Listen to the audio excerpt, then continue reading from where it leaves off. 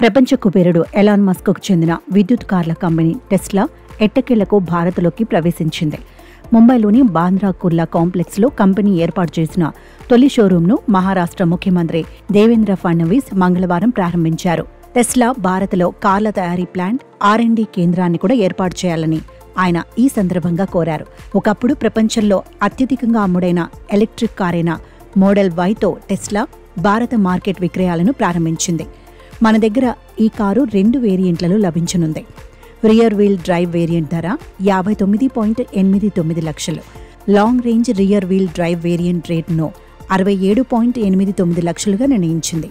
ఈ కారును బుక్ చేసుకున్న కస్టమర్లకు ఈ ఏడాది జూలై, సెప్టెంబర్, అక్టోబర్, డిసెంబర్ త్రైమాసికాల్లో డెలివరీ అందించనున్నట్లు వెల్లడించింది.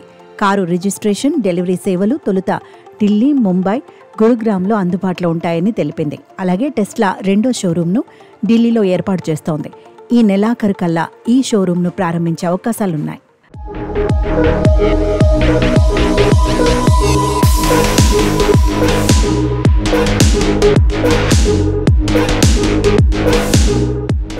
రియర్ వీల్ డ్రైవ్ వేరియంట్ పూర్తి ఛార్జింగ్తో 500 కిలోమీటర్లు ప్రయాణిస్తుంది.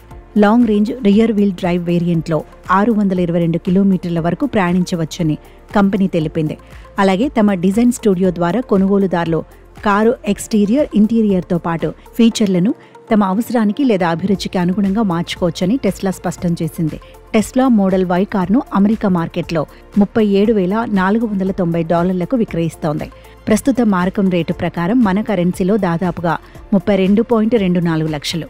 యుఎస్తో పోలిస్తే మన మార్కెట్లో కంపెనీ ఈ కారును సుమారు రెట్టింపు ధరకు విక్రయిస్తుంది. ఎందుకంటే కంపెనీ ఈ కారును చైనా నుంచి దిగుమతి చేసుకుంటుండడమే కారణం.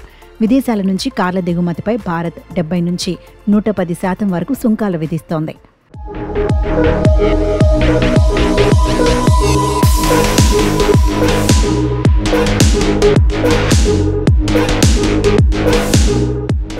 చైనా ఎలక్ట్రిక్ కార్ బ్రాండ్ల నుంచి గట్టి పోటీ ఎదురవుతుండటంతో గడిచిన కొన్ని నెలల్లో ఐరోపా, అమెరికా మార్కెట్లో టెస్లా కార్ల విక్రయాలు బాగా తగ్గుతూ వస్తున్నాయి. ఈ నేపథ్యంలో కంపెనీ భారత్లోకి ప్రవేశించింది. ధర విషయంలో మన మార్కెట్పై పట్టు సాధించడము టెస్లాకు అంత సులువు కాదని ఇండస్ట్రీ విశ్లేషకులు అంటున్నారు. ఎందుకంటే మెర్సిడెస్ బెంజ్, BMW, ఆడి వంటి జర్మనీ లగ్జరీ కార్ల దిగ్గజాలు భారత మార్కెట్లో ఇప్పటికే పలు ఎలక్ట్రిక్ మోడళ్లను అందుబాటులోకి తెచ్చాయి. చైనాకు చెందిన ఎలక్ట్రిక్ కార్ల కంపెనీ BYD కూడా మన దగ్గర కార్లను విక్రయిస్తోంది. విన్ఫిస్ట్ సైతం త్వరలో తన EVల బుకింగ్లు ప్రారంభించబోతోంది. టాటా మోటార్స్, మహీంద్రా వంటి దేశీయ కంపెనీలు 30 లక్షల లోపే పలు ఎలక్ట్రిక్ వాహనాలను అందుబాటులోకి తెచ్చాయి. భారత మార్కెట్లోకి టెస్లా ప్రవేశించకపోవడానికి అధిక దిగుమతి సుంకాలే కారణమని ఎలాన్ మస్క్ గతంలో ఆరోపించారు. అయినప్పటికీ కంపెనీ దిగుమతుల ఆధారంగా భారత్లో కార్యకలాపాలు ప్రారంభించడం గమనార్హం.